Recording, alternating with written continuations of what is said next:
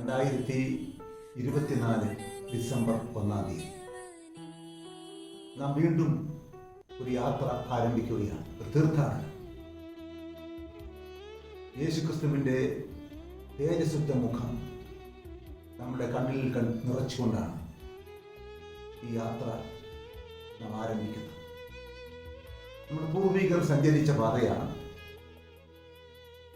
നമുക്ക് ഈ പാതയിലൂടെ സഞ്ചരിക്കാൻ നമ്മുടെ മാതാപിതാക്കൾ പരിശീലനം നൽകിയിട്ടുണ്ട്. പരിശുദ്ധ അമ്മ ഈ പാതയിലൂടെ സഞ്ചരിച്ചാണ് പുൽക്കൂട്ടിലെത്തിയത്.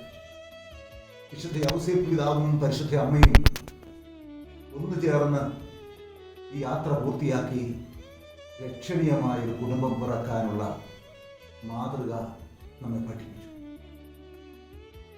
ആട്ടിടയന്മാർ ഈ വഴിയിലൂടെ സഞ്ചരിച്ച് പുൽക്കൂട്ടിലെത്തി പരിശുദ്ധ അമ്മയെയും ഔസേപ്പ് പിതാവിനെയും ശിശുവിനോടൊപ്പം കണ്ട് വണങ്ങി എന്ന് വായിക്കും.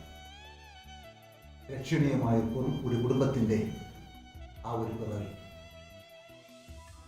ജ്യോതിശാസ്ത്രജ്ഞന്മാർ ഈ വഴിയിലൂടെ സഞ്ചരിച്ചാണ് പുൽക്കൂട്ടിലെത്തിയത്. അവർ നിക്ഷേപപാത്രങ്ങൾ തുറന്ന് സമർപ്പിച്ച് ഈ ശിശുവിനെ ആരാധിച്ചു. അവർ വേറെ വഴിയായി മടങ്ങിപ്പോയി. നമ്മുടെയൊക്കെ ജീവിതത്തിൽ ഉണ്ടാകേണ്ട മാറ്റം ഇതാണ്. പ്രിയപ്പെട്ടവരെ, നമുക്കൊരു തീരുമാനമെടുക്കാം. നിഷ്ഠയോടെ ഈ യാത്ര ഞാൻ പൂർത്തിയാക്കും. ആ പുൽക്കൂട്ടിലെത്തി ആ ശിശുവിൻ്റെ മുമ്പിൽ എൻ്റെ ജീവിതത്തെ ഒരിക്കൽ കൂടി ഞാൻ സമർപ്പിക്കും. എൻ്റെ ജീവിതത്തിൽ ആവശ്യമായ മാറ്റങ്ങൾ വരുത്തിക്കൊണ്ട് സാക്ഷിയായി മാറും.